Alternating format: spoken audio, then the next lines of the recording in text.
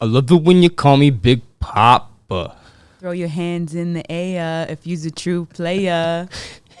And I see some ladies tonight. They be having my baby. Baby. I love it. That was a great way to open up this show. That's my baby. Were you guys practicing? Or no, that's just a regular Sunday morning, No, that's right? just our Sunday morning drive, actually. Welcome back, Andrew. Thank you. You brought a friend. Yes, my wife, my beautiful wife. Awesome. How long you guys been married now? It's this year. June 24th. June of this year. That was the right date, right? Newlyweds. Yeah. Basically, still. Yes. How long does a newlywed last? I don't know anything about I guess till the marriage. first anniversary. Is that how it works? So you're a newlywed for 1 year? I guess. Yeah. Really? I don't know. I'm still in the honeymoon stage, so. I mean, that's never gonna end. So. I thought good marriages are like the honeymoon stage is the whole length of the marriage. Yeah, Right? yeah, Right to the casket. That's what we're hoping for. Well, she's trying to make me make my own casket, but it's all good. I've already told anybody I get involved with, I'm building my own pine box. Yeah. I don't give a shit. It's my box. I don't care. I don't need fancy. I don't need silk. I don't need mahogany. I don't need any of that. Just stuff. a nice inlay. That's, yeah. Maybe then I'll do a shaker. Yeah. Decide, right? Just my last little hurrah. Should we custom order it from traditional? Really good. I don't even know where this conversation is going. All right. So we got Toula Prete and Andrew Prete here. We're going to talk about two things, right? We're going to talk about Yes. carpentry and the construction industry. We're also going to talk about realtor because you're a recently new, or how 2 long? years. 2 years now. Yeah, I just passed my 2-year anniversary. Good for you. Congrats. Yeah. So how's that? Enjoying it? I love it. I do. It's very challenging, and honestly, that's what I love about it. It's something new that I, never thought I would do, but COVID came, and I was like, okay, what do I want to do, and what could I do with my husband that would be beneficial for my future? So, we joined forces, and here we are. So Now you got more work hours, Yeah. basically. Basically. But you got steady work now. Steady work now. So the goal is to give back to everybody that basically, uses her. You get me and some other added bonuses. Which makes a lot of sense. And I mean, you guys aren't the only ones that are doing that, but it totally makes a lot of sense that if you build your well, network, it works for us, right? Yeah. Because like when she gets paid, I get paid. So I mean, like I'm piggybacking off her salary. let me share the deets here. So sold by Toula is yours, and your phone number is 416-879-6861. Your email is toula.realtor@gmail.com. got it. And then Andrew's is carpenter on site Inc. .inc. Sorry, .inc@gmail.com. You got it. And then IGs are sold by Toula, and then also carpenter_on_site. Sir. And then Facebook is sold by Toula, Yes. right? But no websites, right? No Nope. websites. Everything's all done social anyway these days, right? And referral. Yeah. And referral, 100%. Yeah. All right, so let's start the conversation by saying, actually, hang on a sec. I got to do a quick shout out. Bob Baker, I'm wearing his tee all the way out of Calgary. He sent me some swag. He sent me a nice cap too, as well, with a little signet. And I don't know if you Nice. follow him, but he's I've kind of been like off me. Instagram He's for a bit. Yeah, he's opinionated, right, about the plumbing industry, so he's not shy about it either, right? Which is great. I like that. So we had a great conversation on the show, and it went where it went, and that's all that mattered, right? And we enjoyed it. So I'm sure it pissed off a few people, but we don't pay attention to those people. I Yeah, you don't pay attention to the noise. I don't care anymore. Unleash your voice on the Construction Life podcast community. Are you passionate about the world of construction, trades, and all things building related? The Construction Life podcast wants to hear from you. Leave us a review, share your thoughts, insights, and experiences on your favorite podcast channel. Your review fuels our mission to create engaging and informative content for the construction community. Your feedback is a mortar that holds our podcast together. So share your thoughts, rate us, and let the construction community know why the Construction Life is your go-to podcast. Visit our website and check out the over 400 tradespeople and construction professionals listed on our site. Check out www.theconstructionlife.com for additional content, behind-the-scenes exclusives, and valuable resources. Dive deeper into the construction world with articles, guest profiles, and more. Follow us on social at TCL_The Construction Life. Subscribe to our video channels on YouTube and Rumble. Check out our link tree and find exclusive discounts for listeners. The link is in the IG bio. Join the conversation on Facebook, the Construction Life community. But okay, back to you guys now. How is the real estate market right now these days in Toronto? I mean, it's pretty tough. It's pretty tough. In what respect? You don't see a lot of people buying, and it's really tough for sellers as well. the big thing is interest rates. Yeah, Like people, it's, you know, it's just been climbing up and up and up, and life is, you know, nowadays really expensive, and people just can't afford to make that jump. You know, like it's really tough for even first time home buyers now. You know, I know so many people that have really wanted to buy a house, but they're just like, how am I supposed to do it? I could save my whole life and I still wouldn't be able to buy. And even like a rundown house is like hard to obtain. Yeah. So, you know, it is tough. I mean, obviously it's possible. There's a lot of ways, you know, that you can do it. But you just got a location. Location is a big one, right? Like Andrew and I live in Hamilton, and Hamilton, there's a lot of really good real estate, and a lot of people don't know about it. There's a lot of buzz going on in Hamilton too. A right? lot. You Well, know? because the Hamilton is Undervalued right now, to be honest. I'm going to say it's a better version of Toronto. It's older. Right? Same houses, same Yeah. streets, same construction. Yeah. Like, it's identical. Just undervalued. It's 100% undervalued. It has a bad reputation. I mean, us growing up in Mississauga, when I met Andrew and he's like, "Oh, I have a house in Hamilton," I was like, "Oh." What's the bad reputation? What is the like the really Like hardcore blue collar? Barton's got Barton's Barton. It's a little rough. It's a little rough, right? Like, I mean, Toronto's rough, but people Yeah, but go it there almost all the seems like time. so many more streets in Toronto are becoming rougher. Right. We knew about Moss, we knew about Region, we knew about these different areas in Toronto, but now it seems like there's tenfold areas that are Well, getting it's even worse now, even with, I mean, it's pretty obvious now with Tent City too, right? What's going on. Like, Yeah. Yeah. Like, Toronto's becoming pretty scummy too at the same time. Like, There was that video right there down by the Raptors, by, Yeah. what's it called nowadays? Liberty Village has a Tent ACC City. or whatever? No, Everywhere's Scotia. got What's one. it called? No, it's called Scotiabank. Scotiabank Arena. Yeah, right. So right now there was that guy who was running out, evading cops and just smashing into the car, and I was like going, how is this Toronto? I don't understand this Toronto. I don't understand this Toronto. Yeah. Yeah. It's a No, scary but place. Hamilton has a bad reputation, but you know what? If you really know Hamilton and you've seen it, especially on the mountain, how beautiful the houses are. I've driven and been, yeah. And You the people are know, actually and the people. different. When we first moved there 2 years ago, we couldn't believe how kind people are there, and just They're down to earth. down to earth. Yep. Like our street is so like festive right now. Like there's one house that puts a snowman On top of the antenna. or sorry, Like he Santa climbs Claus. up like 60 feet and has a snowman. And we say it's not Christmas unless that snowman's up there. You can see it, and it's lit up, and it's so cool. You know, like just certain things that Older couple or Halloween. younger couple? Or I think they have a family. Like they're, you know, probably a little older than us, and they have a few kids. But it's like as soon as we see it, we're like, oh, it's Christmas and he time. does the same thing for Halloween? Halloween, just our streets are just filled with kids. Like just. Like, And so much See, that's so decoration. rare. yeah, That's it's just so rare in so Toronto. many kids play on the streets, like hockey, basketball, you know, whatever. It's Yeah. a nice sight to see. Not And you just don't, our street. all you don't streets. see that. Like you don't really see that. Like especially in where I used to live with my family in Mississauga, we lived by Erin Mills, and you know there wasn't very many houses even decorated. You know, so having a baby ourselves, because we just had our beautiful daughter Nina Nice. a year ago. She just turned 1, October 21st. So having her, Hi, Nini. hi Nina, having her is just so nice because she gets to see that. Do you remember, I don't know if you remember, but maybe, was it 10 years ago or even less than 10 years where they got rid of the Santa display in the malls? Mm-hmm. They used to have like the little thing set up. That was like when I grew up, there was always Santa Yeah. available to go take your pictures, right? And I mean, Right. I can go far back and look at my own as a They kid. used to have mangers. Like Yeah, stuff. everything. They would also, but they don't do it. But I think now they're slowly bringing it back. And it kind of brings up to this point where you bring it up where it's like, I feel as if these neighborhoods have become so disconnected where we just don't pay attention to just regular, simple, makes me smile moments. Yeah. That's What what about missing in What about in neighborhoods. Burlington last week when we saw all those blow up things. That was Yeah. Yeah. There's that's a make me smile moment, actually. Yeah. There's a lot of neighborhoods now that are coming together and doing the same blow There's up. like there's like a theme. So like Yeah. one like whole neighborhood will have like 200 houses. Do your with, like- neighbors actually talk to each other? Yeah. Yeah. Yeah.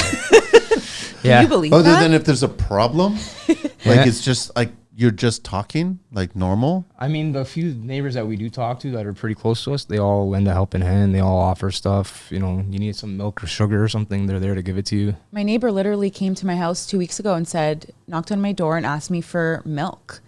And I said to her, "Are you actually asking me for milk?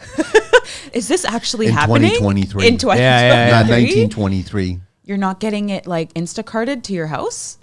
You're So asking is that me? part of your, like, I love that, by the way. Like, I love, it's just community, right? Yeah. It's just down to earth people who actually want to just talk you're for a the product sake of your environment, I'm not right? interested in having a conversation with you because I need something from you. I'm having a conversation with you because I just want to get to know you. Yeah. Right? Like, is that part of your selling feature? Like, when you're looking at a possibility of getting a home, a buyer into a neighborhood, that's part of the selling feature? Definitely. To say that this is a real strong community. Definitely. And, you know, especially for Andrew and I, like we're not just selling homes. We're not just swinging a hammer. You know, we look at like the forest, not the trees, right? Like we want to build relationships with people. And that's It's what not we're here just like for. the one sale. It's the future sales. Even Yeah. it might be your last house. You might not buy another house. That's fine. But I mean, you know, you might want to expand your family. You might want to do different things. We want to be your first call, not because we want the sale. We just want to take care of you. Yeah. It's really funny how this whole, and I said this on the pandemic years, right? How construction costs, we weren't allowed to increase our costs, even though material was dramatically increasing. And now you're fighting bank rates and, Yeah. you know, Canada's rate and all that crap, right? But yet construction's still staying exactly where it's at. It's almost like we're in a time machine stuck and we can only charge this much. And the worst part is every year more people are leaving the trade, retiring from the trade, and there's not a lot of feet coming back So in. what happens? What does it cause an effect of that? Everyone, I know that there's certain people talked about how we're just able to charge more later on. But that's not going to happen. No. You won't get it. No, if the going rates, it's like for argument's sake, like $65 an hour, just because there's a lack of guys doesn't mean you can just start charging like out the door. Like there's a certain price you can charge for something without exploiting that situation. So I think homeowners, builders, and everybody just needs to realize like the trades are more valuable than you think they are. But okay, so because I don't think that you can in 10 years charge $130 an hour to be a tradesperson. You think that's going to happen? No, but I mean, depending on what it is, if you're fast, efficient, you're getting things done, like why should you be penalized for being good and fast? Like why should I work for that guy's rate? What I want to get to is I don't want to sell your service at an hourly rate. You are making $130 on the back end when you factor in the costs and your business and how you're operating it, right? But I'm saying that if you sell your service a certain way, you can make that profit without having to explain to the client, I'm billing you $130 an hour because that's what I'm worth now. Yeah, but you can't just say give me $130 an hour and then not explain what you're giving them either. No, you like I think you just, why is Apple so successful? It's not because they have the best products. They have the best messaging. Yeah. That's all it is, right? They sell their messaging. So contractors need to start taking lessons to like these big corporations on why are they so beneficial? Why are they doing really well? It's because they're positioning themselves not as I'm a tradesperson and I have a skill set and I'm worth this much. Those three things get the fuck out of the story. It doesn't matter. It's your business and how you position yourself. That's where you're going to get the dollar value, right? Yeah. I think it is. Yeah. That's where I think you focus on that on the future, because I agree with you. There's going to be less of us in the sandbox. So there's still going to be a lot of work, but you have to get the right people to do the work. Yeah. There's still going to be the workforce is also going downward too. Like less education is being given to these people that are getting into the trades too, right? Like Gino's theory is going to run out real soon. Like, yeah, you know, like you can only pass down that on-site logic for so long before it gets broken. So how do we do that? Like, educate. You just gotta. People just need to learn, man. Like it's hard. I really want the government to start paying senior tradespeople to educate younger tradespeople. I want a program started for these older trades that have gotten it, whether they physically can't do it anymore on site, but they still have the mind capacity to share the information. But then they need to be on site and travel to site and be a part of it, or even start a classroom, be a teacher and share this. But the thing is, I want them to be compensated by the government to do this. Yeah. Because those, wouldn't you want, I mean, you've been taught all kinds by the older trades. Yeah. It's really important, right? I got lucky though, like me in particular, just because my apprenticeship, I got in at a time where there was a lot of work. The men that were there were almost going to retire, but it's just the education's not the same as it was. Like, there's not a lot of guys that are willing to learn. They forgot that they were an apprentice themselves at one point. Using digital platforms in our industry is becoming more common, especially among the young folks, because it improves efficiency, prevents mistakes, and overall makes our lives as contractors easier. This is why we partnered with Connect Team, a platform built to manage, train, and communicate with your team. Connect Team's desktop version gives managers a live overview of the business to track work hours, create schedules, make sure the business meets compliance, and so much more. Employees just download the app to their mobile to clock in and out, share safety reports, and get updates all in one place, ensuring they've got what they need to perform at their best. Connect Team has a free plan and a 14-day free trial. Try them today by checking out the link in the show notes. So they've been in the game for so long. Yeah, and they're just over it. Like Gabe, like try teaching that guy to use 1/4-inch reveals instead of 5/8. Like, it's not gonna happen. Like, he won't change. He's stuck in his ways, right? And like the old timers or the guys that have been in for so long, they forget that they were once learning. But then you get into that kind of mindset where it's like, this is what I'm really good at. I'll go down this path. I don't need to get into all kinds of reveals and drywall returns and stuff like that. That's also that's different too. I mean, over to you, like Toula. I also feel for the group of people that got, for lack of a better word, suckered in. Like 5 years ago, a lot of immigrants are coming in. They got suckered into certain purchases that they shouldn't have. True. And now renewal, like the scary thing now is I think a lot of people, that word renewal is going to be probably 2024 and 2025's word. Yeah. Renewal. It's going to be such a scary word. It is. And I can think of many people at the top of my head that are ready for that next year. They're freaking out. Yeah. And they're freaking out. You know, there was a lot of FOMO too during COVID. A lot of people thought like, oh my gosh, I have to buy this house. I have to sell my house. I have to do this. I have to, and people were just buying houses 300, 400 over asking 1,000, and it's like people just purchased these homes, and they didn't know why the heck they were doing it. They just felt like they had to at that time. The market was going crazy, and now they have these big mortgages with the high interest rate, and they're freaking out. It's kind of sad. It's sad. Can you correct it? Like, I know next year the bank has hinted at they're going to drop. It's not going to drop 6 points. Like, that's never going to happen. It's going to be incremental at that point. So it's still going to hurt people. You're still going to get locked into certain interest rates that you don't want to lock into. Yeah, I mean, it's definitely a tough situation. And, I know someone who is great at mortgages. His name is Tom Trocky, and he works with TD, and he's our mortgage specialist, and he is so smart and so amazing, and definitely would be great at these questions. So whoever needs a mortgage guy, that's your guy. So reach out to him, right? Reach out to him. Do you have his email, or I don't really want to share it? I do. Okay, but someone could reach out to you, and then you can put them in touch, right? So it's all good. He's got some tools that can help you out that we try to give our clients too when we're dealing with people, first-time buyers that potentially can't afford to renovate. There's this thing called purchase plus renovation. So you can bury your rental costs in your mortgage. Yeah, I know.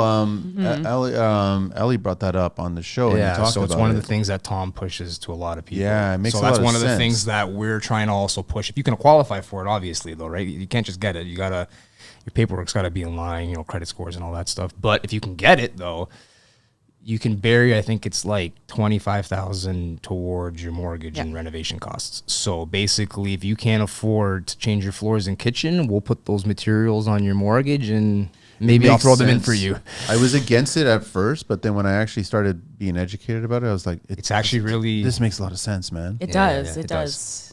Yeah. So we have a great There's team. a limit to how much you can put on it, but if you can spend that money wisely, you can stretch it out pretty good.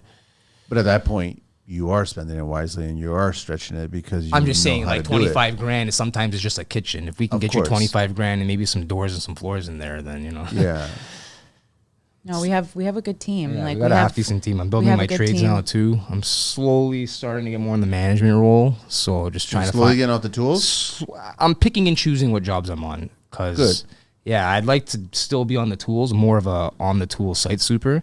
Just so I can kind of pick up the slack when things are, someone doesn't show up or something's not done or something's overlooked or whatever the case may be. Where are you finding the people? Saw referrals, old clients and stuff. People are now moving from their condo to a townhouse, from their house to building now. So it's just people are calling. My phone's ringing. No, it wasn't that. It was the team. So my team. Just trades on site. I've been keeping my eyes open. I've been watching people. I've been asking the right questions. How do you do this? How do you do that? Blah, blah, blah. And how is the younger generation?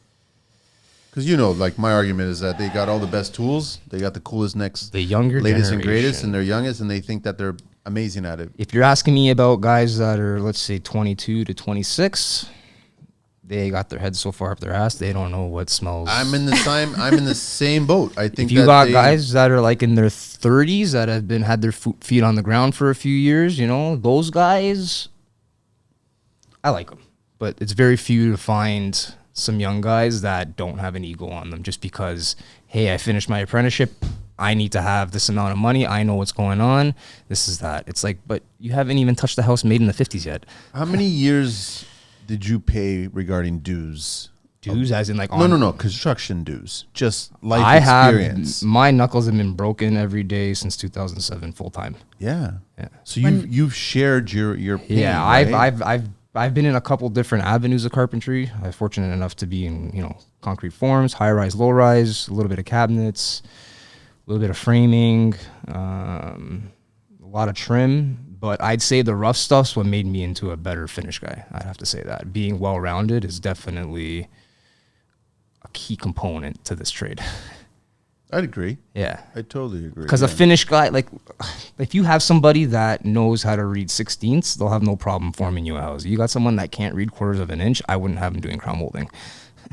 You telling me there's trim carpenters out there that don't know how to read quarters? No, I'm saying that there's concrete guys that can't read 16ths. No, because they never think that they would ever need to. That's what I'm saying. That makes no sense. Yeah. They always need to. Why can't you form in a 16th?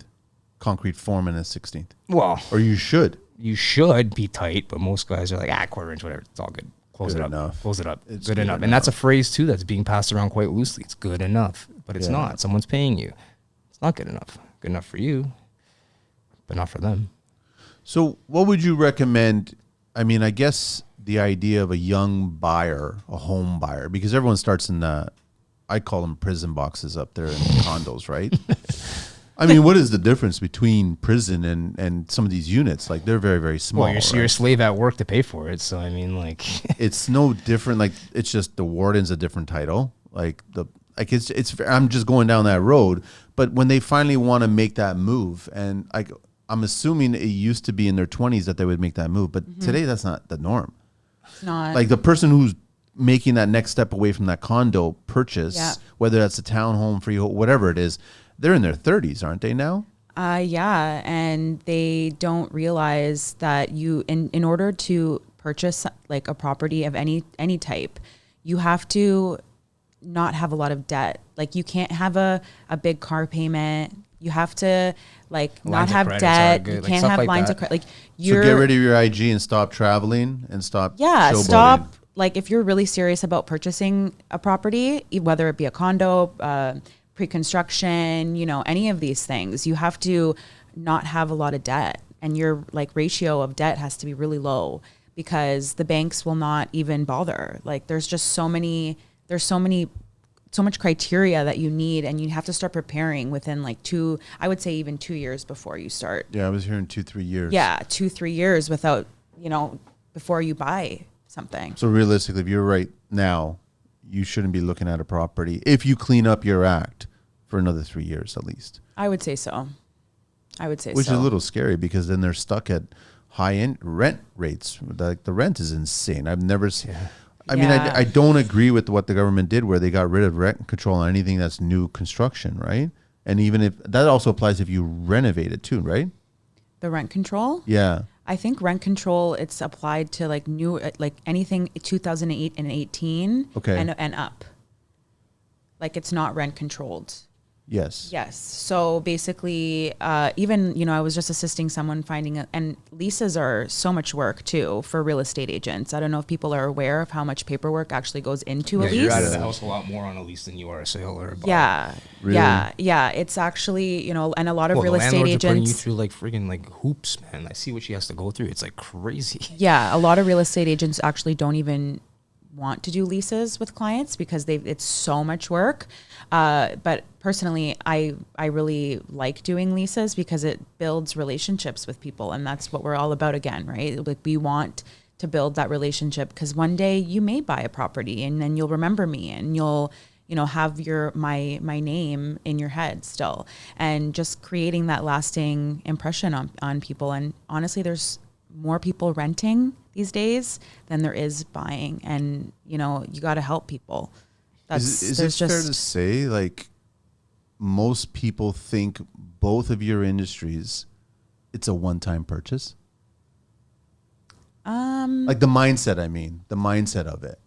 I feel like with me, maybe more than his, just because, people, it takes so much to buy a house or like even sell these days that, they might, you have to keep that relationship going for years afterwards. Like you can't, I have to keep sending you a Christmas card, and I have to keep, talking with you and building that. That's why the relationship building is so important, right? Because I want you to remember me for years to come, right? So I have to keep that relationship going as much as I can.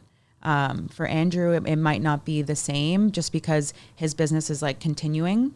It's like a continuing. It's literally a revolving door. Yeah, but I think that most clients come to both of your industries with the mindset that I'm only going to be working with this person once. I'm only going to hire you to renovate my house or build my house once. I don't think at start, like when they initially have a conversation with both of you guys, they start thinking this is a long-term relationship. But you guys on your end are looking at them that this is a long-term relationship. You can get referrals out of them. You can do another project. I was just going to say, because like I might not do work with like, let's just say Bob, but Bob might refer me to his sister. And then his sister might refer me to her sister. So it's like in that way, it comes back. And that's what we hope for is the referral, because I feel like that's like the most beneficial way that it can keep going. They remember our name and they say, oh, I got your number from Bob, to Toula and Andrew. I heard that you guys work together and, we want to hire you guys. So then just keeps going. That referral. What's the most important thing, Toula, that a new home buyer should be focused on? I guess outside of the finances and making sure that you look good on paper. I would say having a good down payment. So save as much as you can. Again, don't buy. No IG, no trips, no flashy car. Yeah, like just save up as much as you can, because also you don't want people. You can even have a big down payment and then you're buying something that's so expensive that your monthly payments are so hard to maintain. You gotta remember that too. So just live within your means. Live within your means. Live within your means. I think that's but nobody's that's a big splitting thing. up their income, right? Everyone is getting 100% of their income, and 100% of their income is consumed on a monthly basis. That's another the thing. problem. That's a big problem. Yeah, but everybody groceries are so high. Like it's hard. It's harder. It is harder. And I'm not gonna sit here and say, oh, there's you got to do this, you got to do that, you got to do this. But sorry. Go ahead. No. Another topic. Go ahead. But I think the biggest thing is just live within your means and just try and save as much as you can. Try and take from here and put it away. Hard, huh? But it should be taught in school though from a young age to save.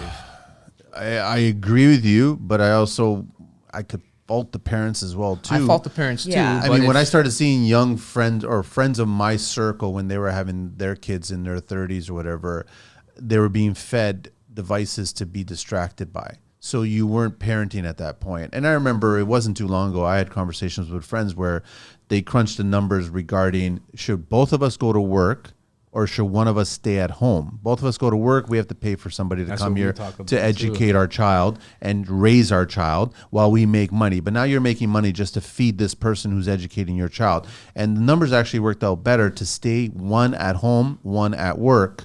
It worked out better number-wise. Plus the criteria they're teaching is not exactly, substantial. Yeah. Not everybody agrees with it. We just had this conversation last week. We just had it. Because, Okay, we don't need to record then.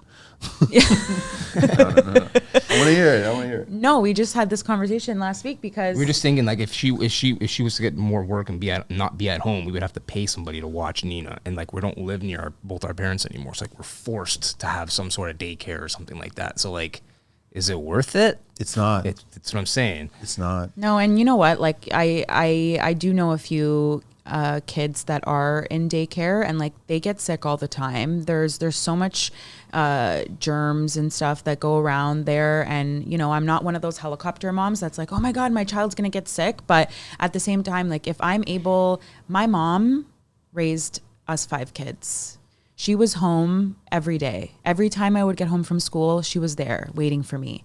And for my siblings, and oh my god, I'm like getting emotional about it, but no, really, like Same thing. Yeah, I know. It's like I always knew that my mom was going to be there when I came home from school or from anywhere, you know, with food on the table. My dad was working a lot, obviously with 5 kids, you know, like it was very hard.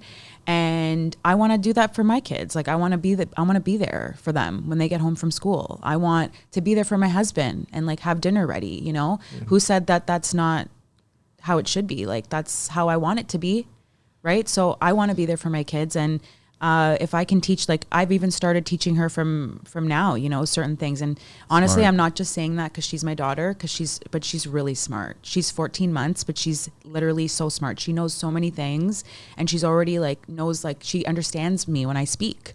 And I think a lot of that comes from me teaching her and Andrew. Like we teach her a lot at home, you know, and we really care. And I think when you have so many kids in a daycare setting, your child doesn't get that lost. individual attention, you know? And if we're able to do that, I want to be able to do that for her. Isn't that better for the child too? Because then, I mean, every moment of a child's life growing, it's just about education. It's about learning, and they're sponges. They absorb everything. Oh, yeah. So shouldn't they be absorbing you as a family unity? I'm just like, I go back to what you guys started the whole show with about just community and just no nonsense, like life living the way it was. And it's not like that anymore. And I think people are embracing it now. I think they're getting out of the core. I think they're finding smaller places. I think they're finding small farm homes that are century old, and they're in great shape and they could be taken care of. And it may not be in the urban setting where I can walk down the street and get a $9 croissant. Yeah. But you know what? I'm guaranteed you're going to be a lot happier with those real eggs that are being, you know what I'm saying? You can make your own croissants at home. I see the chickens eating what they're eating, the grub and stuff like that. And I'm like, I want eggs from that chicken. Yeah. I don't want eggs from that chicken. You know what I mean? Our best friends, they buy $9 eggs from like those from nice the farm boy. Orange European eggs. Like Bella nice, you know? I have major problems with all the grocery stores because it's a funny joke how it's like, don't miss out on huge savings. Visit goiguide.com/shop and use promo code TCL podcast to get deep discounts on an iGuide system. Everyone loves swag and I love giving it away. So if you're listening and you're interested in learning more about iGuide, shoot me an email, rjohnston@planetar.com, or a message on LinkedIn, and I'll send you free swag just for saying hello. I've got free t-shirts and toques and I can't wait to give them away. I've also got special offers for TCL listeners, so it's worth your time to reach out. Isn't all the food in a grocery store supposed to be healthy? Yeah. Right? But it's not, and they always have a health section. Yeah. And that makes no sense to me. So I've got a problem with a lot of the stuff that's going on there, and you're just like paying attention, and you're not even touching certain things anymore because you'll never see me down the cereal aisle. I won't touch any cereal, and I'm just like, this is insane how all this is just pure crap. Yeah, I never touch. We don't eat cereal. I don't touch any of it anymore. I don't touch any. Like I didn't touch it as a kid either. It was not my thing. But it's just funny how everything's become a business now. We don't care about the end products. There's no relationships. There's no community. There's no homegrown values anymore. Like where is that? That's all gone now. Yeah, and life is getting so busy that a lot of the times you don't pay as much attention as you should. And I'm not saying that, you know, we're perfect parents. We're learning every day how to navigate it. And we're going to be, you know, learning until, you know, our kids are older and, you know, we're going to make mistakes and it's going to be hard. But, you know, we both support each other so much. And Andrew he works so much, but he always makes sure that I'm okay. And, you know, being a stay-at-home mom but still working at the same time. Like I haven't taken maternity leave at all. I was selling homes even when I was 9 months pregnant on the treadmill.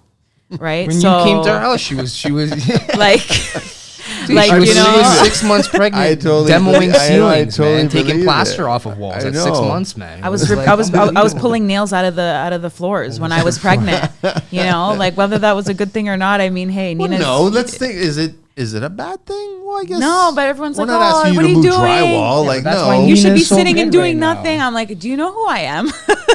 maybe you Do could you rest know- some 2x4s on the belly a little bit and make it Right? a little easier. Yeah. I don't know, right? I don't know. I don't know, but I was doing everything that you could possibly do, right? But Because you wanted to help out. You're like, I can I'm still so help like out. that. I can still do something. We painted our whole house together. Honestly, when we were painting, and I was like, okay, so we put the first let me forget this. We put the first coat of primer, and I sanded it, and we put our first coat of paint on. She's like, okay, we're done. I'm like, no, we have to sand this now. She's like, what do you mean? The paint's on. I'm like, no, I'm gonna sand it, and then we have to fill the holes again, and then we're gonna paint it, and then we're gonna sand it one more time, and then paint it again, and then maybe Oh, I one was more time bitching. we're gonna sand it. I was so pissed. And then at the end of it, she was like, babe, our trim feels like glass. And I'm like, I was like, oh, it's so soft. You didn't realize that there were all these steps. Oh my outside God, of no. that step. No, I mean, if you saw my room when I was like 15 years old, my best friend and I painted it. I'm like, it has to be Tiffany blue. Okay. My room has to be Tiffany blue. And it used to be mustard yellow. And, Oh. and No my primer. my best friend, Amanda, when she hears this, she'll probably be howling because we painted it for 4 hours. We didn't put any base coat Primer? We didn't put any primer. We just painted over mustard yellow with Tiffany blue, and there was So it turned into streaks. Tiffany orange. There were Yeah. streaks everywhere. It looked so bad, Just but we one just coat? kept because it took us One so heavy long. coat. One heavy coat. One heavy coat, and it took us so long. It took us It wasn't like 4 brush hours. strokes. It was like grooves and pavement. That's how rigid It looked was. so bad. It looked so looked bad. It looked so bad. We're like, after 4 hours, we're like, forget this. We dropped everything and we went to Jack Astor's and we were like having wine or something. I don't even know. We were like 16. We were so young. I don't even know what we were doing. But anyways, it was a catastrophe. So actually So when you seeing, saw the steps and you touched it, and you're like, I go, wow. Like she saw so me this doing is stuff what in our it's house, and she like. was like, "Oh, so that's how that's done." And Yeah. I'm just like, yes, that's how it's done. you just assumed it was just like put Yeah. a coat of paint. I'm like, oh and yeah, I'll help transform. you. Oh, I'll we help just take the Yeah. carpet out and just install the harp. No, we got to put sheathing down first and find the studs and glue them and this and that. Oh, okay. Now I know why his hands are so broken. That's all I have to say. Because there's so many steps involved to Yeah. make it like proper. Oh my gosh. And like you really can't have like a down day. Like when you're in the trades and I've only seen it really Your down day is hands-on. Sunday at like 4:00. Yeah. Like I've only really seen it hands-on with Andrew because, you know, my dad was in the fruits and vegetables industry growing up and he was doing deliveries and, you know, he did like For all your fresh he did like produce 3 million needs. things. Yeah. The good stuff. The good stuff, you know, but he wasn't in the trades, but he was, you know, doing 3 million He things. traded vegetables. Like, Yeah. Same thing. Oh yeah. He Different was product. That's all. definitely he did lots of things. He's amazing. But, you know, it just seeing how much steps and how much work it is. It's like, if you're sick, gosh, you have to push through. You have to like, it's difficult. Do you guys There's a ever lot. look at it and I mean, because I respect you guys that you're finding properties that most people look at and go, I don't want nothing to do with this. But you guys are looking at it going, there's something here. Yeah. We can totally make this something really beautiful. Well, if you like the area, Yeah. if you're living down the street from your in-laws and like, you know, you got those like ugly cherry wood floors and like if that's what's going to stop you from buying the house, then okay, go buy 1,000 feet of it and I'll throw it in for you over the weekend. Have fun. Like what more do you want? it's that simple. And Right? that's It's the like benefit literally of it's that buying easy. or selling Like you're with gonna use us. an agent anyways, so like might as well use one that you're gonna get something out of, right? Like it doesn't hurt me to spend 2 days to put a floor down or frame a basement or install a kitchen. Like the money's been made already, like tenfold. If you do the math, agents make like $300 an hour after the commissions if you do the math. Are you guys just focusing on the Hamilton area? Like No, we'll go you anywhere. Everywhere, right? Yeah, we'll go anywhere. It doesn't matter where it is. Like you know, we just worked with a client. He bought in Guelph. You know, there's just, and we were driving there almost every other day. He would find something that he liked and we would go there and Andrew would come with, and he would look around the house. It's like we have our own house inspector here. Soon enough. On site. Soon enough, it's coming. It's coming. Which we are looking into. Andrew wants to do a course so that we can add that as well. You know, just more things But that you're we already can provide. providing it. Like you don't need. Yeah, but I can't just like you. I guess it's the banks, right? Well, you're supposed to be certified, I'm pretty sure, as a home inspector. Yeah. What's involved regarding You certification? got to take a course, and I think it's a 10. We looked into it. 10 courses It's like or something like that. Yeah, it's like with Mohawk, and there's like 10 courses that you have to do to get certified, and then it's all online, and then the exam is in person. Okay. So I mean, I think it's basically, you know, you go at your own pace type of thing, but knowing us, you know, we'll probably zoom we'll through plow it. through it. Yeah, I mean, I did the real estate course in 8 months. I finished it super Wow. fast. Yeah, like I was determined. I really, really wanted it, and I feel like that's a lot of what we bring to the table. Like if we want something, we really work hard and we do it and we get it done. What is it true that I think in Toronto, or is it Canada, that I think it's like 95% of most realtors actually are not. It's not a primary. It's second. Like that, Yeah. most of the work that's being done is done by this small increment of realtors out Yeah. there that are doing most of it, and then the other ones are just, it's like a side hustle kind of Yeah. thing. Well, it's actually proven that if you do do it as a side hustle, you won't be as successful. You have to do it full time, just because there's so much that goes into it. Like, yeah, as realtors, we do make a lot of money, but there's a lot of things that go on behind. I don't want to say closed doors, but like, you know, there's a lot of things that we have to do. Like we have to do marketing. We have to, to have a field of corn. You pick the corn, but then you have to plant more for you to have more clients, right? So I mean, you gotta keep farming. You gotta keep going out there. You door knock. You have to phone people. You know, you have to follow up. You have to. There's a lot of things that go into it, and you know, we may only get paid like maybe 3 times a year or whatever, as much deals as you're doing, but there's a lot of work that goes into it. And honestly, that's a lot of the reason why I didn't have maternity leave, is because I still had to make sure I was farming so that I could provide and like, you know, do that for my family. So, You do a really good job at it, by the way. thank you. I But try. today's generation, they don't see the value of working on something for a period of time if it's like 6 months or longer. Looking at the trees, not the forest. Yeah, that's exactly what's going on. Yeah, man. But we're all seeing, I guess it's hard to judge it. Is it, I can only assume that December, January, February are usually slow months always- for construction and realty, Yeah. right? Yeah, it's always slower months. slower. I mean, I'm busy all year round, but that's just because of the clients that I have. Yeah. But it is. You're not seeing a downturn at all? I'm never slow. I have to lie to get days off. Like I gotta like pretend I'm sick. Really, huh? Yeah. Like you ask her. Like you don't During even know. COVID, we were dating, and they were saying you can't leave your house. I don't know if you remember. Oh, of course, yeah. No, but it was like military law was gonna, like martial law was gonna come out. This was like during like a couple days. I don't even know what was going on. Okay, craziness. And they were like, essential workers can only be on the road. So I'm like, I have to see Andrew. How am I not going to see him? So he goes, stay home and I'm going to come pick you up because I'm an essential worker. It works. And it worked. It works. Because I wouldn't go on the What are you road. I was doing too here? I'm scared. working. But it's yeah. true, though. Like So at he would that come in time- his Sprinter. You know, he'd come I'd and pick sprint me over up for you. and he'd sprint. It was weird that we were the only ones, and you had so many people talking about driving. A on lot of the roadways. things when it happened though is a lot of my contracts like they were new builds, so people needed to move into their homes. Like I couldn't not show up. You know, house is handed to you at drywall. I need 2-3 weeks to get the painters in there. It's just like I can't not show up. It's not gonna happen. It's been a funny 5 years, eh? And it just makes you wonder what the next 5 years is going to be like, because it's just, they're not historical. You know what I mean? They're not like a war hasn't happened. Well, you know what I mean? Like these huge events haven't happened to make these things happen, but yet it's almost like someone's just pulling these levers. What, the pandemic? Yeah, just all that bullshit. Exactly. yeah. All that crap. We were all seeing how it was all cause and effect. There was a lot of capitalism going on. And it's just like people were struggling. They're still struggling. And now it's just like you're getting these lines drawn, right? And it just makes you wonder what's going to happen next year. And next year's an election year. Like, I don't care. Here in Canada, there's rumors about it being possible. And then obviously it is happening in the U.S. There's an election here going on, which is great. Having the first president that's being indicted as he's promoting himself to Yeah. be elected again, right? Yeah. Makes for great news stories and stuff like that. But it's just like, it's almost like you don't know what to do or what to make of it. So as a homeowner, as a person who wants to renovate, like, how do you have a conversation with these people and going, okay, this is what we can do. This is what it's going to cost. Well, that's too expensive. We can't do that. So it's like you're going back and forth with the clients, right?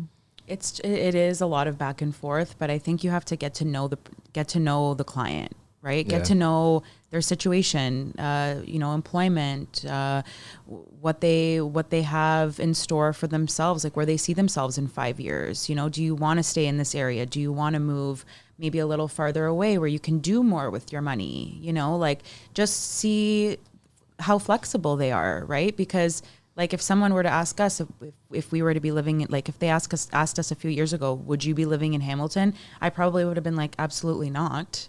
No, I'm going to be staying in Mississauga because you didn't know I didn't what Hamilton know. was, though. But you Right. had your perception of Hamilton. I had my And a lot of perception. people in Toronto have that perception of Hamilton. Right. But I think if people actually came and like, Andrew warmed me up to Hamilton too before we moved there. He drove me up there a couple times. He's like, look at the beautiful Well, they got hiking. waterfalls. They got like. When Yeah. did you go to Hamilton? Oh man, when We did I buy purchased- or when did I just start going there?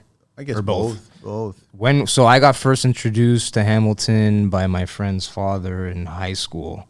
Okay. That was when houses were going for like 50 grand, 60 Yeah, grand. like that's way So back. he used to tell us, and that was when I started in 2007 when we graduated. So 2006, I can almost remember the conversation. He came home one day, we were at our buddy's house, Sam, and he was like, "Look at you idiots over here. Couple guys, couple $1,000. You got your electrician in his apprenticeship, the carpenter, Sam being the real estate agent at that time, and a couple other guys. Just go to Hamilton, $1,000 each. Go buy a house. You'll be laughing in like 10 years." $1,000. Yeah, Tony. Yeah, each. Tony. The amount of times he's told me this story because he's like, he's kicking himself. Because I'm kicking myself in the ass because we could have easily had like 10, 15 houses right now. Easily.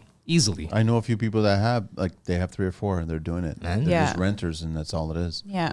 They're not amazing dwellings. They're not perfect. No, but but- you have such a surplus of renters there. Yeah. Huge amount of renters. But you know what?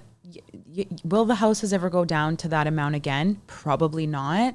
Not But- that low. Not that low. Not that low, but like I even tell my brother, like he's 20 and he really wants to get into the trades too. So he's starting to, Well, that's a whole other conversation. Why? poke his nose around because it's hard for Because him. he doesn't know what he wants to get it's, into. It's hard Which for him trade to do? Yeah, he doesn't know what trade he wants to do. So What's he good at, or what's he interested That's what he's in? trying to figure out right now. well, he's worked with Andrew. Like he's done landscaping, he's done roofing because my brother also does roofs. He's a roofer. He's been roofing since he was like 15 or something. Fantastic Like, cedar copper work. yeah, he's like unbelievable. He's really good. He's been doing it for so long. He's a roofer. He's Yes. legit. Okay. He's like, our guy. Fantastic.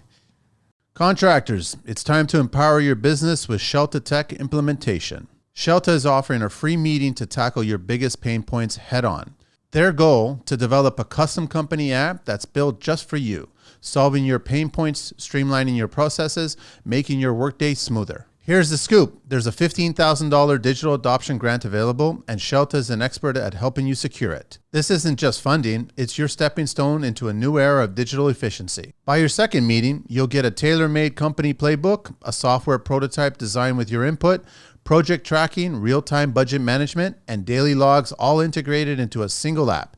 It's tech that works for you, not the other way around. Shelta isn't just offering tech, they're offering transformation. Join the community of 93 subcontractors who have already stepped up their game with Shelta Tech.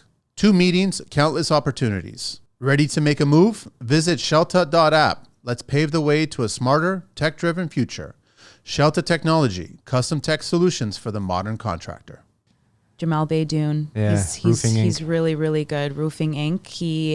He does everything and he does specialty roofs and we work with him all the time. Andrew and Jamal have some big I projects bring him coming on up all my next projects year. that I can. Yeah, and at 2024 He's for just them. really good. Like, I'm not even just saying it. Like, the guy's actually really good. Like, it's very rare to find someone so young and so good at something. give you his What's the information. uncertainty for? Well, this is her other brother. No, Oh, I have 2 brothers. Okay, so this brother's older The brother or youngest. younger? Older. Older brother. Jamal's the older. He's Okay.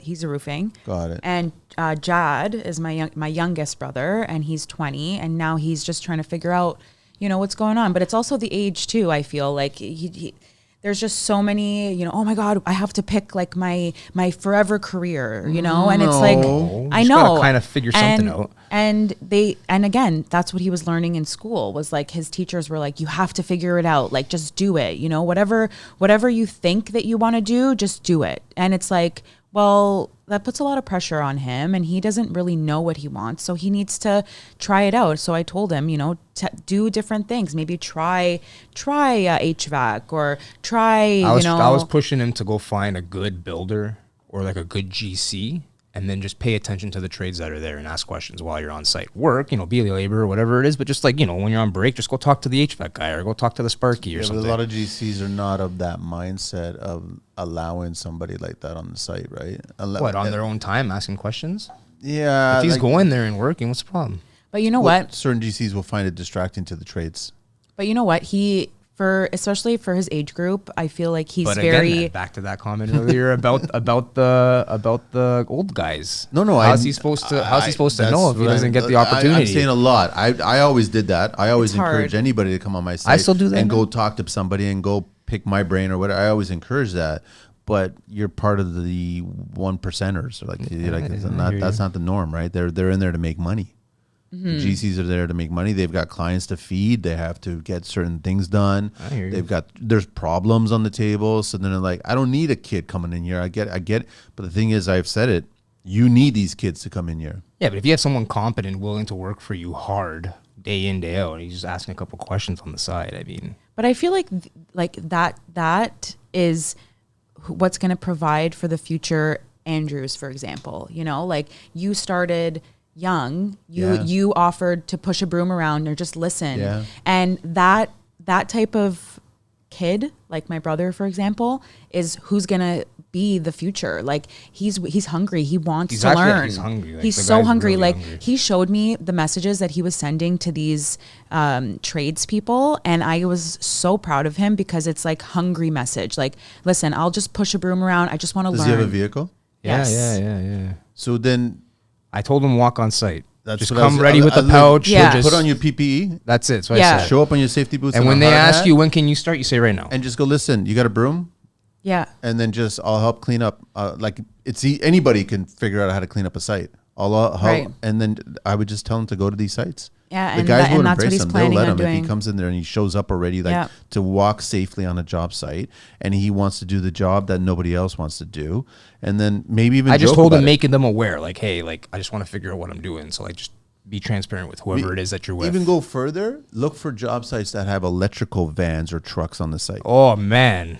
Really? Well, and the reason I'm doing that is a big joke that everyone's listening right now, because they're always leaving messes everywhere, right? The wire, the clips, all that crap. Oh, How do you really? put a wine room in the basement? I'm a wine room. What do you mean? How do I put a wine room in the basement? Do you know how to do that? Yeah. How? What do you mean? Just tell all the Sparkies to go downstairs.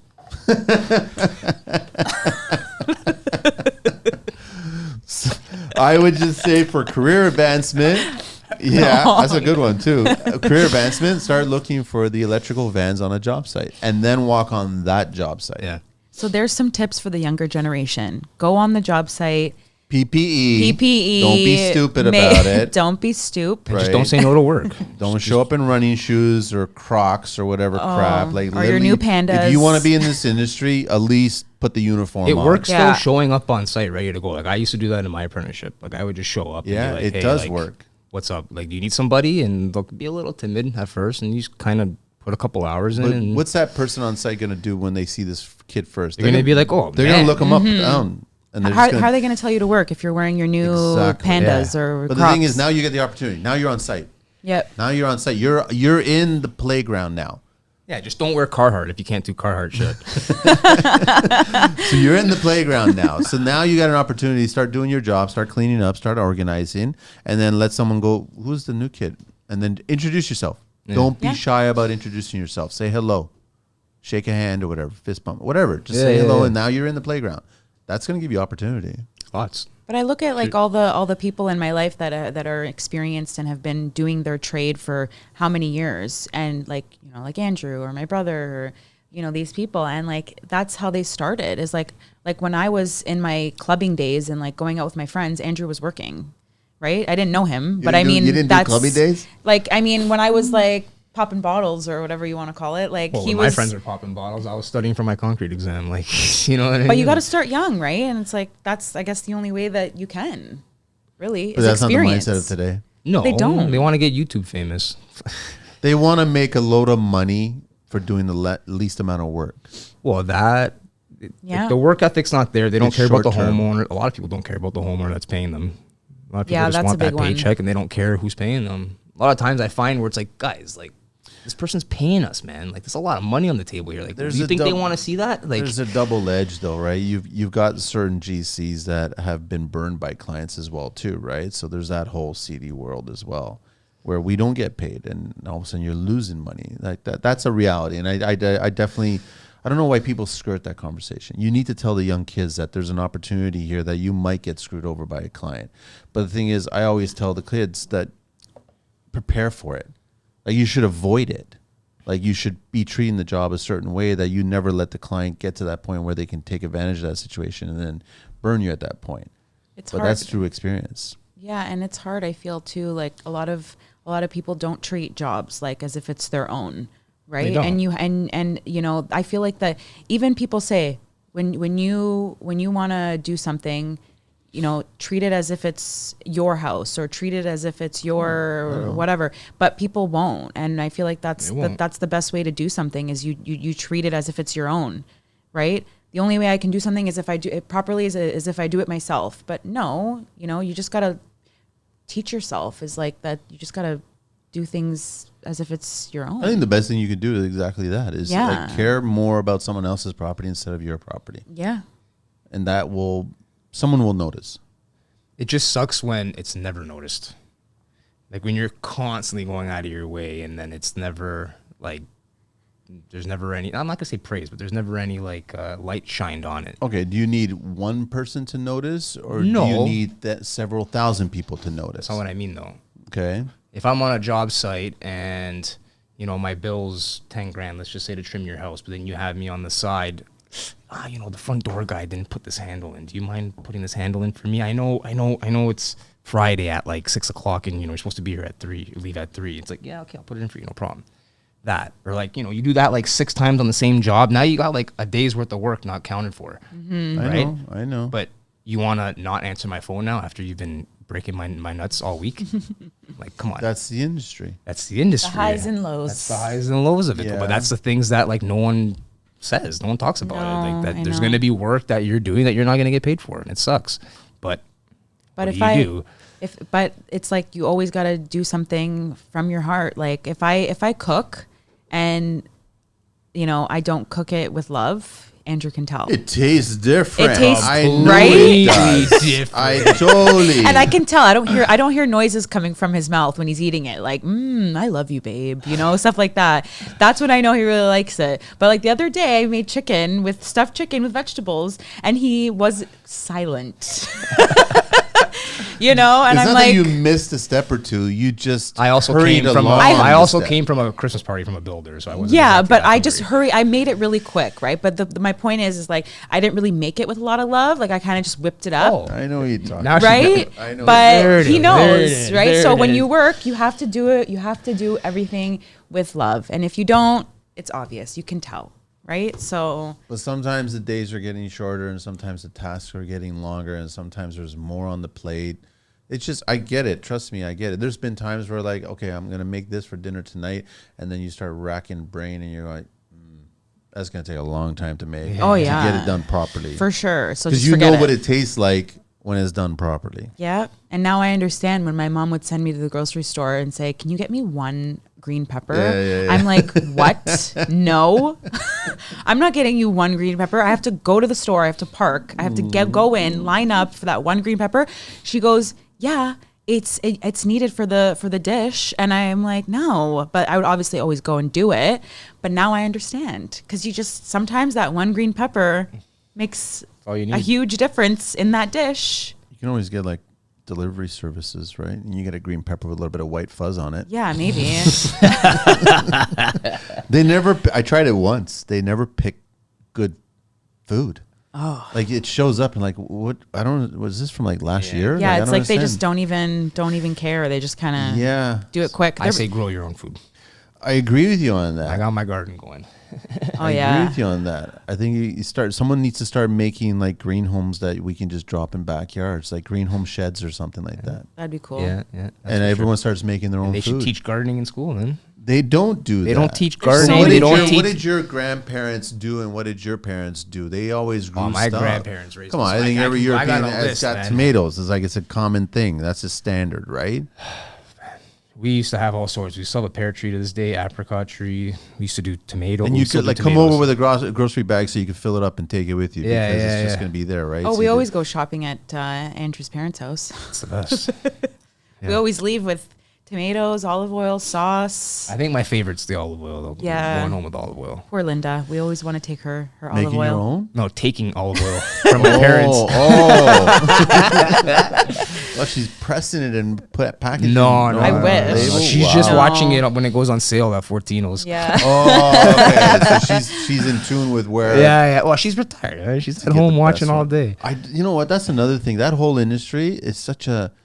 The decision process in selecting your siding and colors can be challenging, which is why Fraser Wood Siding is here to make the process as simple as possible. Their beautiful pre-finished wood siding is made using high-quality PEFC certified Canadian softwood, and it's available in 17 profiles in unlimited colors. Supplied by the global leader in paints, Sherwin-Williams. With distribution all over Canada, USA, and Europe, Fraser Wood Siding can help you achieve your desired look no matter the style. Visit their website, www.fraserwoodsiding.com, and check out their products online. You can even request a sample directly from the website. Simply click the Request a Sample link and fill in your information, and your sample will arrive in just a few days. Fraser Wood Siding, get inspired.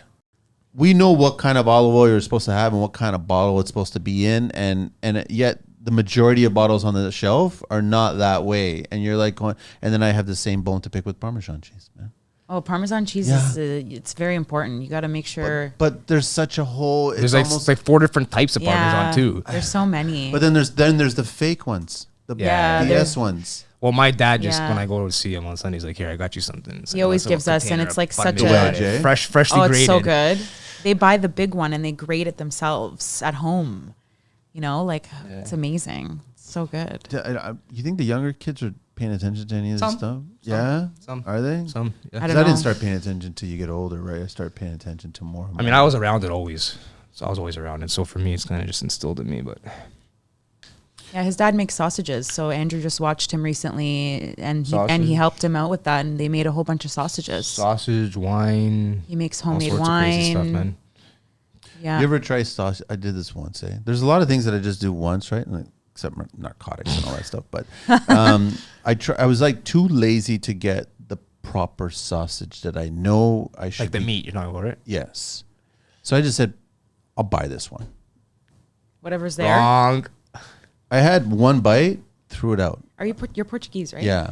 Oh, so I you couldn't you eat it. eat like what is it, popsicle? Yeah, popsicles, yeah. Give me cheese. Yeah, but not. That's what makes. Yeah, but not that much these days, right? Because you gotta and yeah, popsicles and the cheese and Saint George cheese and everything. Like you start Yum. getting, like it's all good stuff, right? But in moderation.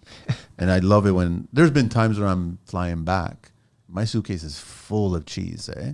Really? Oh, full of Linda? cheese. Full? Lindy's. Yeah, Lindy would like Cheese that. and aguardent, right? So spirit, like it's moonshine, basically, full, And I had a technique where I would just bring every pair of socks I had, Oh, that's Stuff the- smart. and I would stuff all the bottles Little in my hacks. socks, and then I would line them up like soldiers.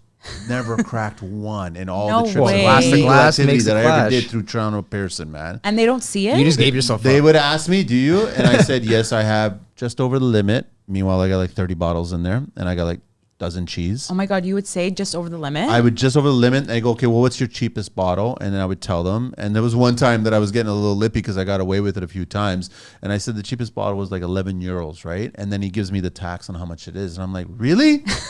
And he goes, "Do you want me to open up your bag?" And I'm like, "No, I'm good with this. I'll pay this. Thank you very much."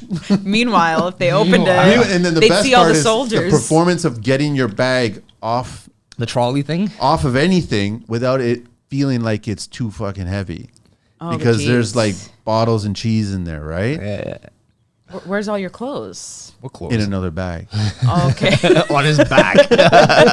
You have to balance it, right? Oh my And then you're always gosh. paying the over fee on it, right? Because you know it's heavy, but you're coming from Portugal or whatever, and the guys at the cares, they already know. They're Yeah, grabbing they the bag. know. It They're says like, a "You're label." coming from They know Portugal. there's bottles and there's cheese in there. Do you want me to open your bag? Nope. But then it runs out, huh? And you're like, Yeah, then it You're runs like, out. oh man. man, Well, we just went to Greece and Italy for our honeymoon. nice. Or What part? We were there for 5 weeks. In we, Greece and what parts were you? We went to Athens. Mind you, we had a 10-month-old with us, so this was a very interesting experience. She went there. I think more and more came people back. should travel with New because I think the experiences would be amazing. Yep. And then we should do it. I don't care if they're. It was great. I will never. I'm not, and I never have screaming baby in a movie theater, screaming baby on a plane, screaming baby anywhere. I've never spoken up or against or any of that. I don't No, care about eh? any of that shit. It doesn't bother me. I Yeah. have Bose Yeah, headphones. but if you don't want to hear a baby crying on a plane, go take a private jet. Yeah. get the Bose, Yeah, like, That's get all out of it here, is. man. Come on. doesn't bother me at all, right? So, I mean, you know what? I was really nervous about it, but then the family got it to worked. see it. Everybody gets to see it. right? It was definitely like such a crazy, amazing experience. We went to Athens, we went to Paros, we went to Naxos, then we went to Pescara in Italy, and we went to Andrew's. Yeah, we went to Rome, and then we went to Andrew's dad's hometown at the top of a mountain called Viriguzzo, and it was, where is it in Italy? It's Frosinone. Frosinone, and I can't even tell you what kind of experience that was. It was Can insane. imagine. It took us 45 minutes to get up the mountain. They're at the very top, Yeah, it's and your thought. wow, No Yeah. cars, or is it just pedestrians? There's cars, but There's the cars, roads okay. are like We had to- 5 feet wide. Yeah, it's just it's all winding. Fiats. Literally Yeah. all Fiats. Yeah, literally all Fiats. Yeah, we saw wild worth going to cows. see, We yeah. saw lots of interesting things, but it was such a cool experience. And his parents came with, like, they met us there as well. So we were with his parents. We were with Nina, and she got to meet like her cousins and Yeah. people that that maybe she would have never met. Like, just really, really cool. And then there's pictures of all this. And then, Oh, yeah. And when she grows up, I'm gonna go back and visit. Yep. That's why Carry it I on. encourage it. Yeah, It should yeah. be. It's so important. Like, I mean, Canada's beautiful. Everything's great. Yeah. America's got its places as well too. But it's good to go back to the Europe's homeland, different, right? though, man. Ever since I met him, he's been talking about Viriguzzo, this little town where his dad's from. And his last name, well, my last name now, Prete, it's everywhere. Like, you see it. Our family's the biggest family back in whenever it started. Wow. You see the biggest name family, yeah. everywhere. It's So there it's was so like cool. 2 main families there, and like ours was one of the bigger ones. Wow. There was 2 main, but there was I think 5 or 6. But like my dad's family was pretty much running that place. So you see the name everywhere. So it was Everywhere. cool. Like Pret Marcharia. Like, Yeah. like That's weird. To yeah, see it, It's all. so really weird. odd. And then it's like you go talk to somebody like, yeah, I'm your cousin. I'm You're like, so wait. and so and so. Yeah. Yeah, and I'm Yeah. like, wait, what? You don't Like, need answers. Ancestry. What the? No, you don't need Ancestry? that. No, no. Ancestry. Whatever. Yeah, that. Because we're on like This we're is the on, real like, version of it. Yeah, it 6th was, generation now, right? Like, Yeah. I got cousins that are like my 4th cousin. I mean, like it's a little distant, but still, it's like, oh, you're that person. Exactly. Oh, wow. Exactly. Hey, it's like It's man, the same. I know, and that's different, right? it's just it's completely different there. Different way World of life. class Which traveler. makes me think of I was forced. I never watched the first 2, but I was forced to start watching the third one. My Big Fat Greek Wedding, the third one. What was with that horrible? Like, what happened there? I don't the understand. third one. Yeah, the third one's just a garbage pit. I didn't even bother seeing it. That's how like I've heard such not very good things about Oh, it. you agreed? You can't. I couldn't you make it can't- past 10 minutes. You can't beat the first one. Like the first one, it's like, first of all, it's epic because the main character's name is Toula. And, enough said there. But, even like. Plus the whole family and the tradition, and we all know the aunts and uncles. That's the we know thing. those people. They're all in our Right? families. And everyone right? can relate to it. Yes, but right? that third one, I was like, what happened It's with like, this? come on, guys. Sometimes you just got to stop. You Let a can't. good thing go. You can't do it like Harry Potter did it. Harry Potter is just amazing. First, second, third, fourth, fifth, like they're I all don't know, good. the Chamber of Secrets. I was a little. Chamber of Secrets is so good, But but there's no Greeks in Harry Potter yeah, that's the only downfall. or Italians. That's the only Or downfall. Portuguese. Or Portuguese. Was it Golem or something? But everyone can relate to that movie. Well, it came up, you bringing it funny. up, and I'm like, I can't believe how bad this is. And Yeah. I can't watch it, but I know. I ended up passing out and then being shook to go to sleep. And I was like, okay, cool. Yeah, you're like, How far did I hey. get? You're like, that didn't work. Yeah. Have clients changed what they're asking for? Or it's always the go-to? Clients changed. Like, are they always asking for, are people wanting to buy more space than they can afford? And are people always wanting the big glamorous kitchens and the big glamorous master baths? I find that, at least on my end of the spectrum, with the few high scale projects that we've been on, the envelope's being pushed a lot more lately. You know, like lights inside of things and furniture, recesses, like just Yeah, I could see like that. a lot of like water's being used in different ways now. Like, you know, like faucets coming out of the ceiling with rainforest things coming to wash your Yeah. hands. It's like, dude, Yeah. There's so many like, new why? things. Like, why do that? There's So like in many- that aspect, the envelope's being pushed. You got to kind of like think outside the box, and that's where the experience comes into as well, right? Because like you got a house made in the 40s, and you want to do stuff that's modern. It's like those materials don't exactly line up too well. Everybody's mostly going modern these days? Contemporary, modern, Is that what they want? That's Sort the of, style? yeah. I feel like farmhouse too, like farmhouse style. like modern farmhouse is Modern pretty big now. farmhouse. That's what our house is Like like. beechwood floors, Modern shaker farm. doors, Yeah. minimal profiles on the moldings, like stuff like that. Waffle ceilings are big too now. Coming Really, in. huh? Yeah, coffered, stuff like that. More so. Wood coffer ceilings or foam? I've been coffer noticing that people have been doing, like the actual construction of it. So the crown and the boxes in white, and they're veneering the ceilings in wood. That's kind of nice. Yeah, I like that. it's pretty cool, man. Like walnut veneer right on the. Yeah, but right. that's like a farmhouse kind of Yeah, mentality, yeah. right? That's the way it was done back then. It's cool, man. There's a I'm lot of cool noticing- things I've been seeing lately. Even you can put V-groove paneling on the ceiling and paint it, right? Yeah. Bead or V'd, a V-groove, right? You do either or, and it still looks great. You can leave it exposed pine, stain it or whatever, finish it, but then have it painted beams, which would be nice. I've been seeing a lot of like raw woods being incorporated into, you know, next to like white finishings and stuff like that. Kind of just Goes back to that natural element. Like, I think more and more people are wanting to be embraced by natural tones and natural materials. I don't Yeah. think... like the Scandinavian looks pretty big right now. Like, I read recently that Australia banned quartz, Really? quartz.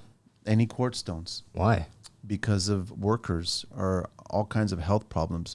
The problem is that whole The guys industry, that are cutting the stone. Yeah. Oh, okay. it's not regulated. So they're breathing all that stuff, the silica dust into it, and then they're having health problems. So Australia's put a ban now on selling quartz. How do you feel about using exterior MDF inside? Inside? I don't know. My first thought is... Why? Not why. My first thought is whatever chemicals are used to treat it, will they off gas That's what I was inside gonna the house? just gonna say, That's yeah. my first thought. I don't know. Because they do off gas. That's what I'm assuming. Yeah. Because there's certain, I know there's different chemicals used on that MDF for exterior applications for our weather. There's off gassing. Yeah. Why? Who's putting it inside? I'm just asking. There's a couple of sites that I've been on where they had like pre-finished MDF for the outside and they ran out of material for the inside. So they're slapping that Yeah, but material. you in. can't. No, you can't do that. I- You have to I go get and get the one pepper. Like you have to Yeah, go and yeah, buy the, yeah, the yeah, MDF yeah. that you're supposed to use. And then right? it's like, for argument's sake, like, you know, builder grade closets, you know, melamine shelf, 1x3 shelf support and adjustable rod. Yeah, like that's that the classic melamine go-to. shelf might not be made out of melamine. It might be pre-finished, like pre-painted exterior MDF because they ran out. I've been seeing that happen I sometimes. don't know what the chemical structure of painting a treated exterior MDF is all about. I'd be weary about it. It is very weird. Just because you can smell it. Like, you can smell it. It happens more than you would think. Really, huh? Yeah. I don't think it's a good idea. I'm It's not. not, I'm it's not a not. chemist or anything like that. I don't think it's a good idea to do that. It's just a lot of people don't know and they're just putting it in. Well, there's a lot of materials that should not be inside the house, and there's a lot of materials that are inside that should not be outside of the house. Correct. It's designed that way for that reason. But you're also getting people using wood siding inside the house as accent walls. Now, if it's bare wood and then you stain it with an interior stain, that's a different story. Yeah, but if it's treated, if it's already treated, no, you wouldn't. First of all, no PT should ever be inside the house. Ever. I've been seeing people use PT though in basements for framing as their bottom sill joists. I don't agree with it. I don't agree with it either. I'll agree with blue wood. Yeah, but that's what But it's made blue wood for. is coming. That's like going what it's and made for, though, right? Crap like that, right? And I don't agree with steel studs in the basement because I've seen people not properly do it in the basement. They don't even put a sill gasket. They think they just metal- rot out. I know. So then it gets rusted in a few years. So or that's the why best is when they put the tracks down and they put the studs in, but they only screw it from the one side. Yeah. And they're dancing in the There's walls. a product that I'm forgetting the name of it now. There's a product for sill gas. This guy's invented this plastic sill gasket. It elevates about a half inch, but it's got feet on it, and then it breathes, right? It breathes, but the 2x4 sill sits inside of it. Well, that's cool. So Does it even get hit by any elements? nothing. Well, unless it floods higher than it needs to. But But the thing is that just regular moisture coming out of the concrete is not Yeah, gonna. So I mean, that's a better sill gasket for Oh, today's 100%. technology. Yeah, so I was yeah, like, I'm yeah. trying to get them on the show to talk about it, but that's a smart like idea. when I frame basements, I always put sill gasket, wrap it around the 2x4s. You bring up a good point. Basements is where you get a lot of shoddy people. Oh man, Using 24-hour really bad material. Those guys, basements done Yeah. in 2 weeks or Yeah. whatever. They Those Probably guys, think they can get away with it because it's a man. basement. But then when you look at it and you're listing it, I guess you really don't know how it was built at that point. Well, but she it's- doesn't know what's behind the It's walls. a finished Yeah. basement at that point, and then the homeowner's just using it as a selling feature now. Right. It's a rental unit. And Yeah. listen, we all know, we're professional enough to know what a rental unit is and what a rental unit isn't. Right. Right? There's a lot of legal parameters There is a lot of attached to legal. that. So people don't realize the numbers that are attached to that stuff. You can't just make it look pretty with the latest vinyl flooring and you got simple drywall and you don't know what's behind the walls, right?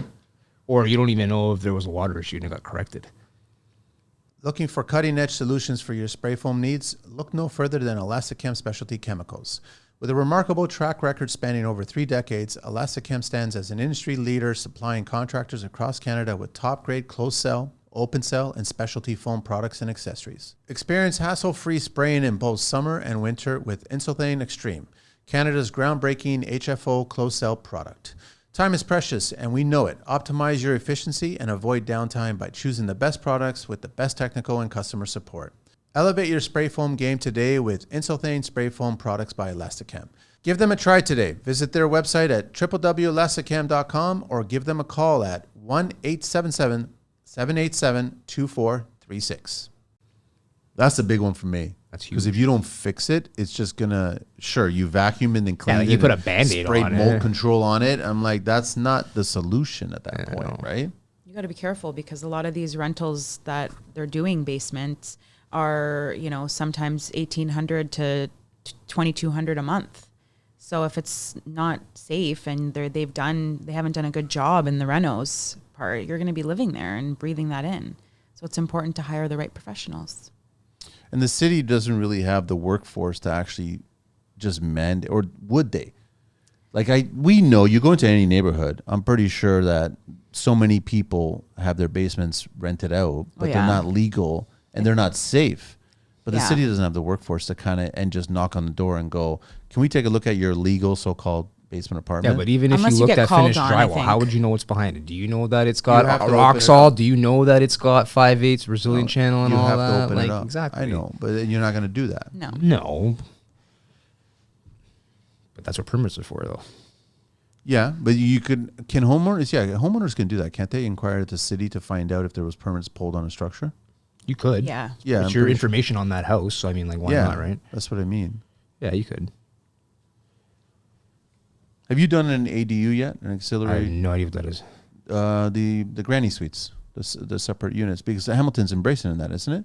What, the laneway things? Yeah. Oh, no, I haven't done that. I've been on a project where they built one of those, but I haven't physically had my hands on it. No. But in Hamilton, they're growing those now, right? They're seeing they are. opportunity. Yeah. It makes sense in my Why not, eyes. though, right? It totally makes sense, right? I've got a guy coming on the show soon where we're going to talk about, he's having a problem with, the city wants him, so it's a corner lot, and they've applied for that unit in the back, and it meets all the standards, right? But the city wants him to run through the house to attach the services instead of going right to the street. That's Which is right. probably closer. Yes.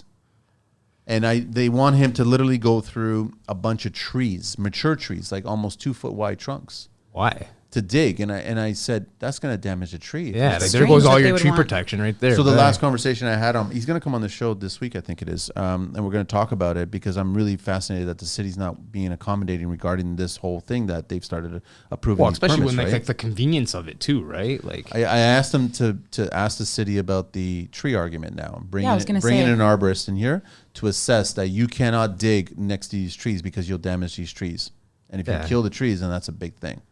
So if the city's responsible for killing the tree, that's a huge thing. That's a huge thing because usually they're very protective over the trees and the yeah, wildlife. it's like why that would we you want have to risk left. that? You spend all this money on tree protection. I don't and then- understand why. Like when you look at the drawings, he sent me the drawings, and I was looking at it. I was going, it's a no-brainer that the water should be coming from here. The services should be coming from here, not going through the whole dwelling, the existing dwelling to get to this. It makes no sense to do this. But I guess What that's city? how this. Toronto?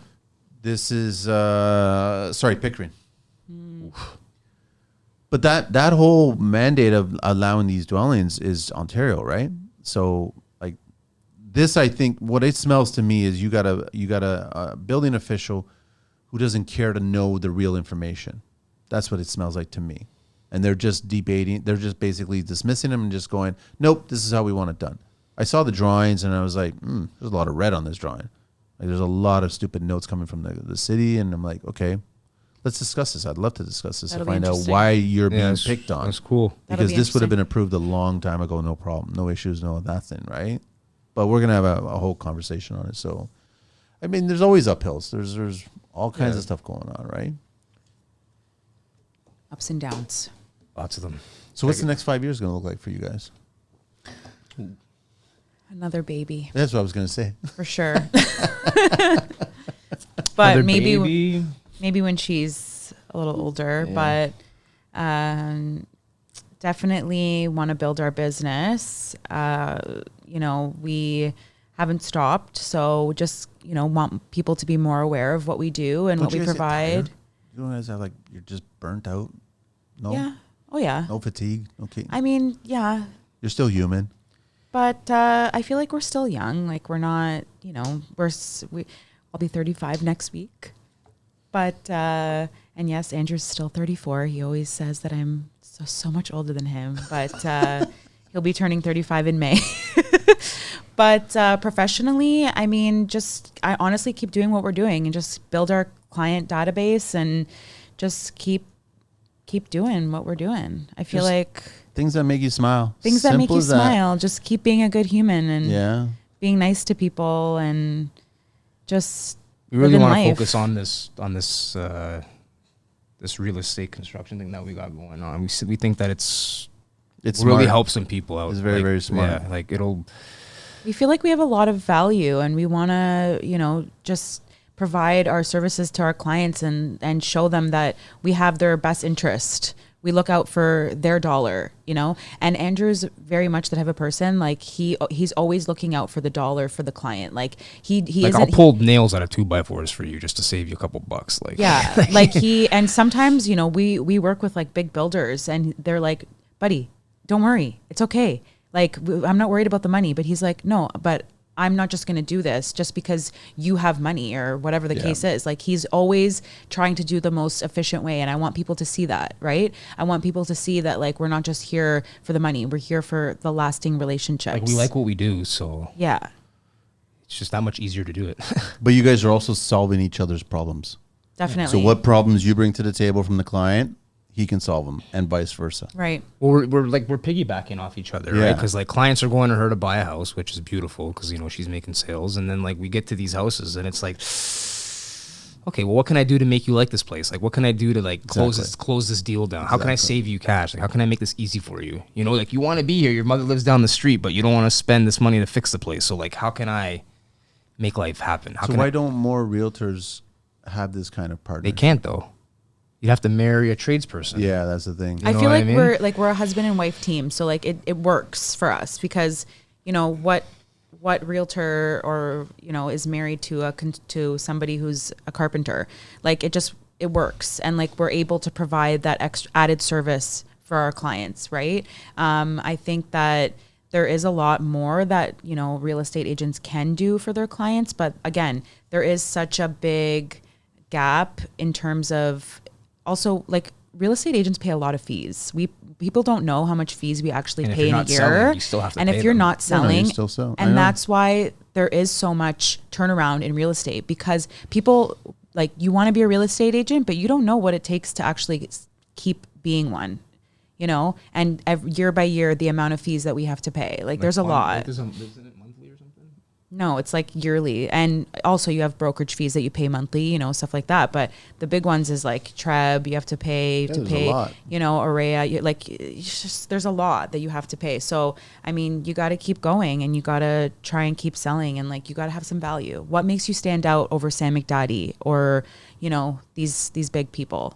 Golfy or Like they you might know? sell your house quick and everything. You're like, yeah, okay, but like, what are Sam's they been actually doing a lot of work to himself. I mean, remember how you said that a lot of clients are going towards the natural way of doing their houses? Remember? Like they like natural. I wonder who Sammy Daddy's GC is, man, because that's surgeon. I don't know. There's a lot of whatever. It's just, basically, what you're saying is marry a contractor. Marry a contractor, guys. It really helps. Get on Tinder and look for the guys that are contractors, and they have a lot of value there. Yeah, like, I mean, you know where we met? Actually, a good way to find one is just go to the Home Depot section and looks lost. Just go to the lumber section. I tell her friend that all the time to do To that. Yeah. find a contractor? Yeah, just go there and just like look lost in the lumber section. You have to pretend to look lost. Yeah. Okay, all right. So you want me to just go to... Not you, man. No, women, bro. It's going to be hard for me to look lost in there. I know, I'm you're gonna not gonna look lost. frustrated. Yeah. I'm going to Yeah, look yeah. pissed, but I'm not going to look lost. No, like my single friends, he tells them, because they're always like, you know, Andrew's such a gem. Like, how did you meet Andrew? And I go, well, you just got to, Andrew tells them, guys, you just got to go to the Home Depot, you know, look lost. Go to Atlas. It's definitely not what I service all the did. That's not what I hardware. did. Start doing FYI. a course on Yeah, training yeah. contractors how Yeah. to look lost. Yeah. First of all, put the tool down. Don't touch any tools. Yeah, yeah, yeah. because you won't look lost. No, exactly. But moral of the story is marry a contractor. It's worth it. It's worth it. We got to do the 12 questions here, guys. Toula Prete and Andrew Prete. Sold by Toula, 416-879-6861, toula.realtor@gmail.com, and Carpenter on site, .inc .inc@gmail.com. And then on IG, it's sold by Toula and Carpenter _on_site. Yes. And then on Facebook, sold by Toula. Yes. Ready for this? Sure. What's your favorite construction word? You've done this one before, but you do it again. I said it once again. Fuck. What's your favorite construction word? Construction word? Or what's your favorite realtor word? Sold. Yeah. Yeah, I was about to say Sold. that. Sold. What's your least favorite tool? Doesn't have to be like construction related. It could be anything in the world. The Phillips screwdriver. Phone. Least favorite tool is a phone? It's the most beneficial, but it's the most deadliest. Yes. Wait, no. You flathead lose a lot of screwdriver. Sorry. time. Flathead screwdriver, not Phillips. Flathead.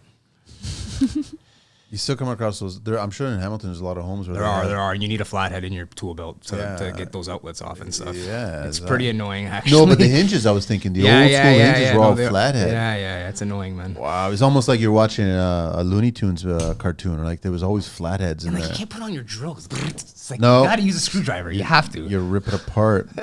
What construction sound do you guys love? Well, you're both doing construction too sometimes. When the Bosch laser isn't beeping out of level, so silence. I like the hammer swinging, the noise, because that means we're making money. What's your favorite beverage? Coffee. Coffee. Yes. What turns you on and off in construction? What turns you on or off in construction? Well, what turns me on is when that piece just slips right in. Perfect. Off is that's good enough. Yeah, when someone's like, "That's good enough." That's good enough. That's a turn off. Favorite curse word? Probably fuck. Probably The go-to classic. Yeah. Favorite vehicle in the entire world? my van. Porsche SUV. My van. I love my Your van. Sprinter van? I love my Sprinter. What do you guys miss from your childhood? My childhood. So many things. So true, eh? If you can go back. What do I miss from my childhood? Yeah. I miss going to the cottage when we were young. We had a cottage in Muskoka. I miss that. I miss Christmas morning with my family, opening stockings and having a very scheduled day. We open our stockings, then we have eggs and hot dogs with croissants, and then we open gifts. It's very, very strict, and I miss that. I miss knowing which bathroom to go into. Yeah. Yeah. What profession other than your own would you guys like to attempt one day? Ooh. What else you guys want to do? I might change trades, or I'd probably get into design. Change trades to what trade? Just maybe a different trade, HVAC or something. I don't know. He's been saying that, actually. HVAC was like I've one of been the really things. thinking about switching trades like lately. To HVAC? Really? Just a different trade. I don't know what yet, but just a change of scenery. Toula? I'm really in the career that I've always thought that I wanted to do, but I never thought I'd actually do it. Because I come from, you know, having my own business and in beauty and just doing that for so many years. I never thought I would be in this profession. So I'm pretty proud that I did do it, and I did do it so fast. So I am living the job that I really thought I would never do. Are you the only realtor in the family? Yes. Oh, Yeah, I am. awesome. What do you guys not want to do? What profession? Not want to do? Not want to do. Gosh. Man. I don't know. Nothing comes to mind. I wouldn't. I don't know. I don't really know. I wouldn't want to be like a was stumped designer on or this one. anything. Yeah, I Oh, wouldn't like a what? I wouldn't want to be like a designer or anything like that. Like I'd want to get into more of a management role, but other than that, I mean, I can't really think of anything. I wouldn't want to work in retail.